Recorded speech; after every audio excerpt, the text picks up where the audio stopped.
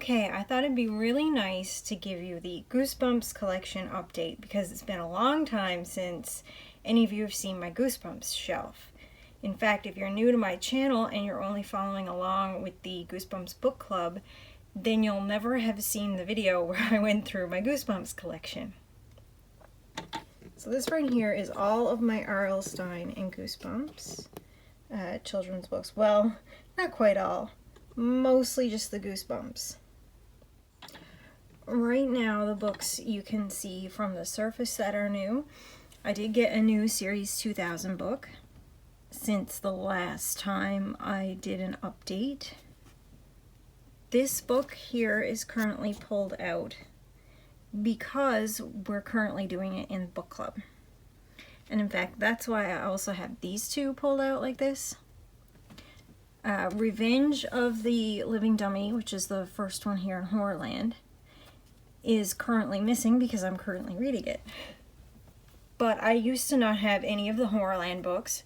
I have bought a few of them myself, only a couple of them new. The rest were all secondhand, and some of them were even secondhand from Jennifer when she bought a lot of Goosebumps books. And in that lot of books, there were some repeats of the Horrorland that she already had, 3 of them. And so she gave them to me because I didn't have any of them yet. And this one here, especially, came from that 3 that she gave me, the Say Cheese and Die Screaming, which is the UK version. And I don't know if you'll notice this about it, but it's actually a little bit shorter and a little bit taller than the American and Canadian Goosebumps books. And that really bothers me in a way that it probably shouldn't, but it really bugs me. It's just that one little thing on the shelf that's like a blip and everything else is just so even and straight across. And if you haven't seen this before, then you'll have missed where I said that this was like a 2 layers deep problem. Because when I take this away, there's the rest of my Goosebumps hiding in the back. I'm not sure how well you can see that because it's very dark. I've recently gotten even more Goosebumps books, so I need to find a new home for my Goosebumps. And I thought maybe you could come on this adventure with me, and maybe this would work out and not be a terrible video. I'm hoping now this will be a really good space for the Goosebumps books. This all might go to heck and they may not fit here properly, but we're gonna try this journey together and see what happens.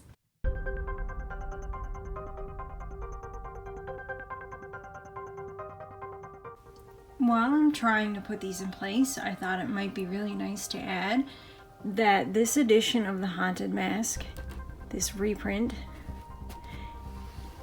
is not one I had as a kid, and this is a brand new one I picked up secondhand to help finish the collection, though I am trying to get all of the original covers.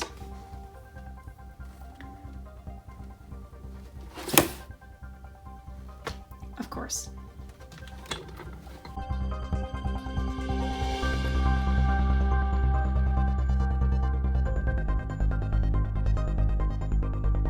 The majority of this is my collection. All of these early numbers so far, except for the Haunted Mask, are the ones I had as a kid. Even this one with the bit of damage right here. This just started to peel off one day a couple of years ago. I have no idea why. It is otherwise in pristine condition. And again, it is one of the ones I had as a kid. I can tell because my name is in all of them. Number 47 here, Legend of the Lost Legend, is one of the ones I recently found at a thrift store. That was one I never had in my collection growing up. Previously, I had picked up at a thrift store the classic reprint edition, but I wanted to be able to own the original from the set. I haven't gotten rid of the reprint edition, but I hope this helps you see some of the differences. Now the difference in color is only because this one has severely faded, especially on the spine. and it was subject to a bit of water damage. So if I could get a better edition of that one, I would like to.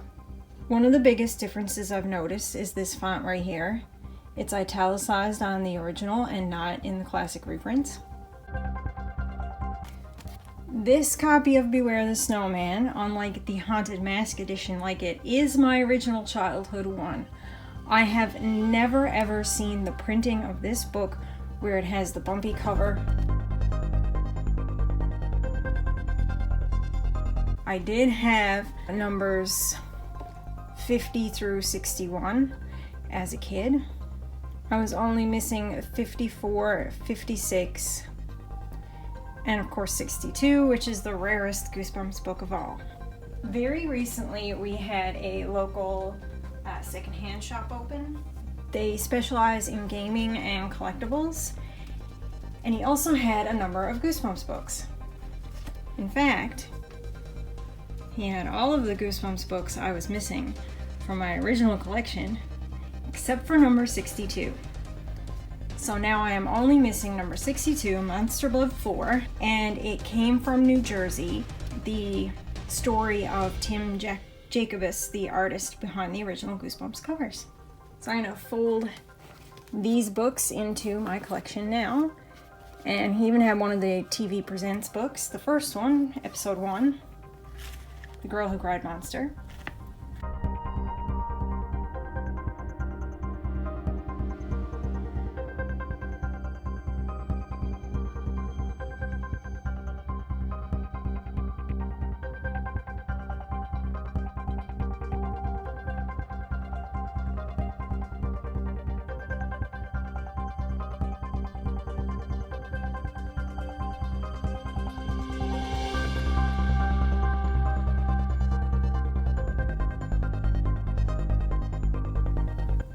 And this is it. This is what I have from the original run. Like I said, I'm just missing those 2 books. Next is just some Goosebumps extras that have nothing to do with the original run. I've got the Monster Edition package that I picked up that came with an original run book. So I just decided to keep together, even though it was one I already had. A few of these other Goosebumps extras. The Collector's Caps book.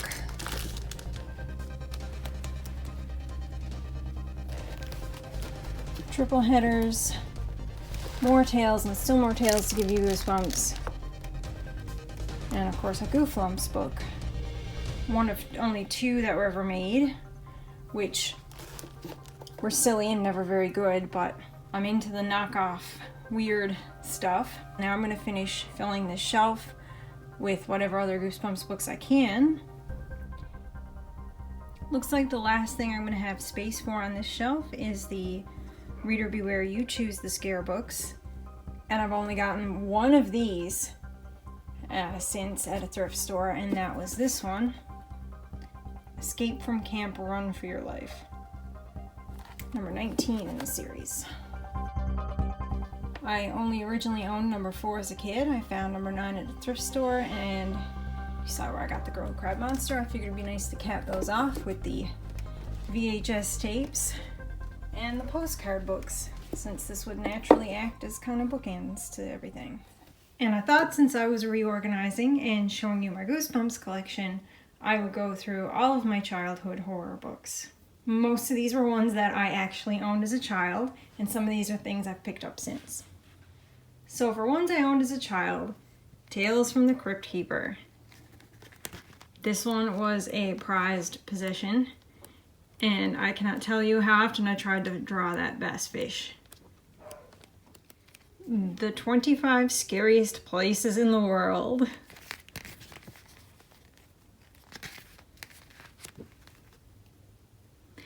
See, I own this at such a young age that like my mom wrote my name in this one. This was a huge personal favorite. Really scared stiff. 3 creepy tales. The drawings in this are so creepy and so good and so expressive, like. But there's one of it, a shadow woman. And That's the one that put me in mind of like at the mirror world. She like makes a guy slowly become his shadow, and the shadow becomes the real him. This story. And that very much reminded me thematically of Let's Get Invisible. And it also made me really question shadows for a while. Classic scary stories. This one is cool because in addition to old spooky tales, it's got some Sherlock Holmes. There's also an excerpt from Dracula here, which is probably also how I got started on the whole Dracula kick. And speaking of scary stories, I had some books from the Scary Stories series. Scary Stories for Stormy Nights, which was the first one from this series I owned. Again, that's my mom's handwriting. The neighbor's dog is also constantly howling, but let's just call that setting the mood for scary stories. We've got super scary stories for sleepovers. There's some neat illustrations in some of these, man. More super scary stories for sleepovers, which was apparently number 6 in the series, because all of a sudden they just started numbering them out of nowhere. Mega Scary Stories for Sleepovers, which is book 7. I love that, how it used to be like super scary stories, mega scary stories, even more super scary stories.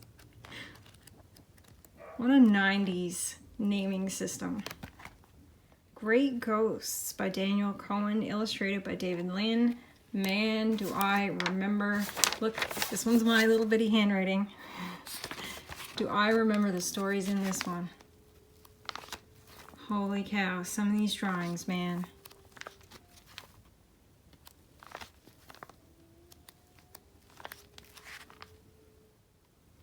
Great Tales of Terror, Edgar Allan Poe. In fact, I had a couple of classic Poe collections. I also had Edgar Allan Poe 8 Tales of Terror. There were a couple of overlaps in the stories, but each individually interesting books.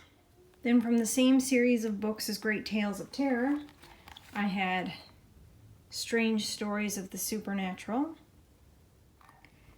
and The Strange Case of Dr. Jekyll and Mr. Hyde. Of course, I also had The Addams Family, novel adaptation of the first movie, because who didn't? Who didn't have things like this as a kid? Look at these full color, I can't even speak. Look at these full color movie pictures. Wow. The Addams Family movies hold up as really good comedy tales, especially Addams Family Values. It has to be one of the best. Taking it way back, I had the Troll Monster pop-up book, which is a lot of fun because it was a pop-up book that did things, and it was my absolute favorite thing in the whole world. I loved it long past the point when you were supposed to enjoy pop-up books, just because I thought it was super cool. Look at this skeleton band. Yes, I'm going through the whole pop-up book, and you can't stop me. Over here is a wheel where you get all the different monsters in the window.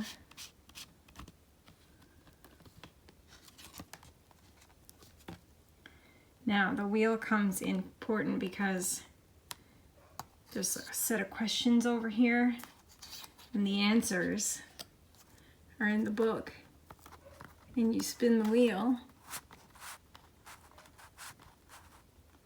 He points at the number, and you get the answer to the next question. Now, it doesn't always work perfect. There we go. And that's the answer to 3. So cool. Even more Scary Stories books.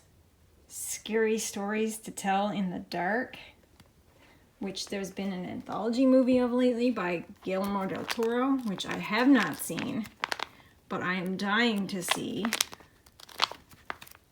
Oh, these pictures, man. These pictures really bring me back. More scary stories to tell in the dark.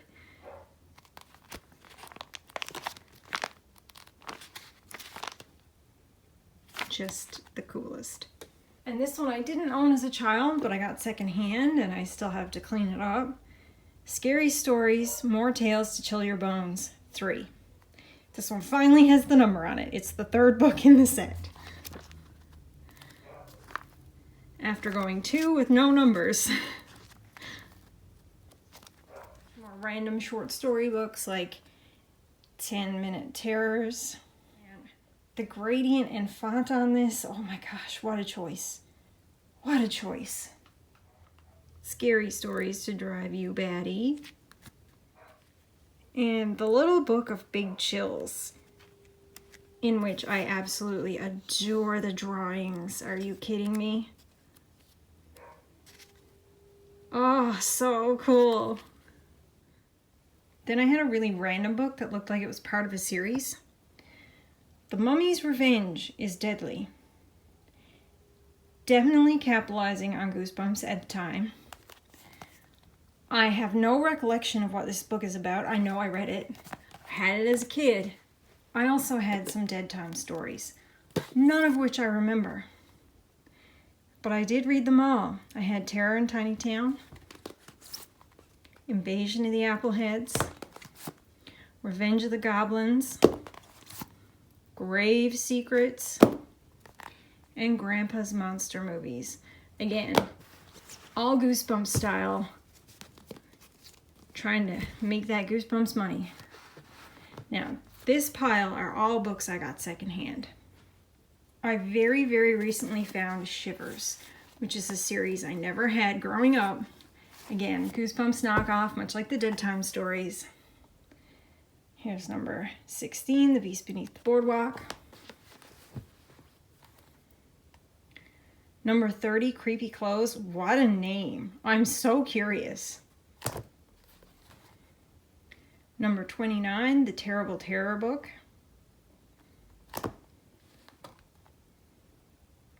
And 19, The Thing in Room 601. Managed to find this X-Files hardcover book. So there was an X-Files book series, as there were of all things for children. And this one is from the official book club, so that's kind of cool. We were out at a family function, and it was in the middle of the summer. So while we were waiting for it to start, there were just these like flea markets and thrift sales everywhere. And I found number 1 in the X-Files book series, X Marks the Spot, as well as this little gem, Fright Time, 3 Spine-Tingling Tales. And lastly, and most recently, I was at a library book sale where they sell off old books in support of the library. And I found this French Choose Your Own Adventure book, which roughly translates to The Fantastic Halloween Party. Okay, blank shelf. Let's get going with the Goosebumps books.